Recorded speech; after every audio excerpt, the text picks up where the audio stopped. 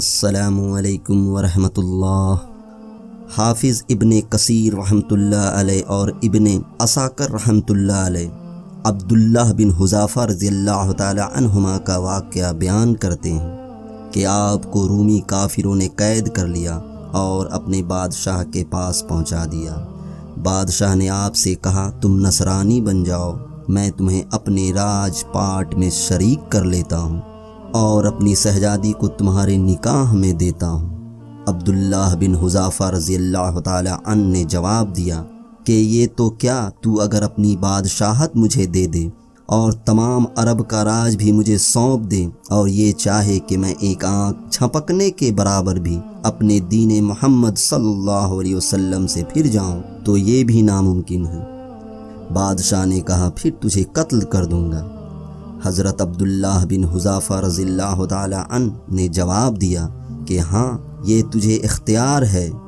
چنانچہ اسی وقت بادشاہ نے حکم دیا اور انہیں صلیب پر چڑھا دیا، اور تیر اندازوں نے قریب سے بحکم بادشاہ ان کے ہاتھ پاؤں اور جسم پر چھیدنا شروع کر دیا۔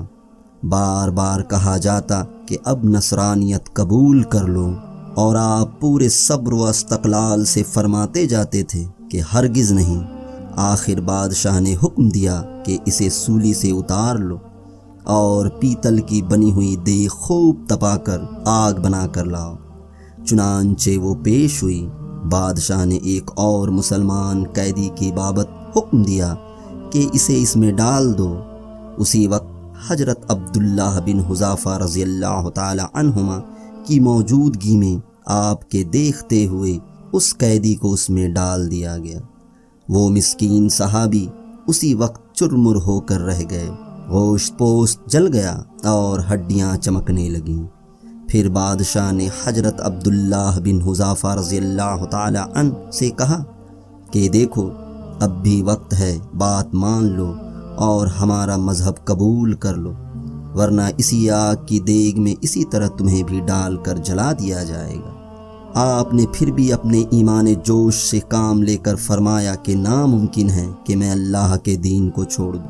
اسی وقت بادشاہ نے حکم دیا کہ انہیں چرخی پر چڑھا کر اس میں ڈال دو۔ جب یہ اس آگ میں ڈالے جانے کے لیے چرخی پر اٹھائے گئے تو بادشاہ نے دیکھا کہ ان کی آنکھوں میں سے آنسو نکل رہے ہیں۔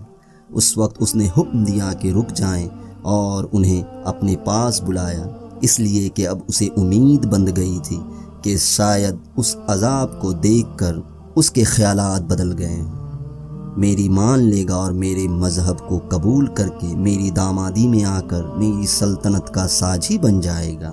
لیکن بادشاہ کی یہ تمنا بے سود نکلی۔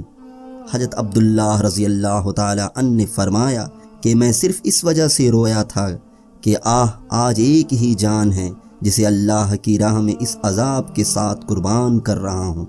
کاش میرے روئیں روئیں میں ایک ایک جان ہوتی تو آج سب کی سب جانیں اللہ کی راہ میں ایک ایک کر کے فدا کر دیتا۔ بعض روایات میں ہے کہ آپ کو قید میں رکھا اور کھانا پینا بند کر دیا۔ کئی دن بعد شراب اور خنزیر کا گوشت بھیجا، لیکن آپ نے اس بھوک پر بھی اس کے طرف توجہ نہ فرمائی۔ بادشاہ نے آپ کو بلا بھیجا اور اسے نہ کھانے کا سبب دریافت کیا تو آپ نے جواب دیا اس حالت میں میرے لیے جائز تو ہو گیا ہے، لیکن میں تجھ جیسے دشمن کو اپنے بارے میں خوش ہونے کا موقع نہیں دینا چاہتا۔ اب بادشاہ نے کہا کہ اچھا تم میرے سر کا بوسہ لے لو تو میں تمہیں اور تمہارے ساتھ کے تمام قیدیوں کو رہا کر دیتا ہوں۔ آپ نے اسے قبول فرما لیا اور اس کے سر کا بوسہ لیا، اور بادشاہ نے اپنا وعدہ پورا کیا، آپ کو اور آپ کے ساتھیوں کو چھوڑ دیا۔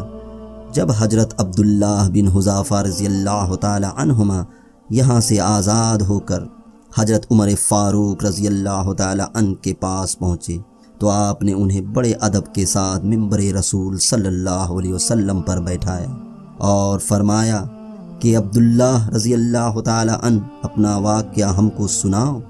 چنانچہ جب آپ نے شروع کیا تو خلیف المسلمین رضی اللہ تعالی عنہ کی آنکھوں سے آنسو بہنے لگے، تو آپ نے فرمایا کہ ہر مسلمان پر حق ہے کہ عبداللہ بن حذافہ رضی اللہ تعالی عنہما کی پیشانی چومے، اور میں ابتدا کرتا ہوں۔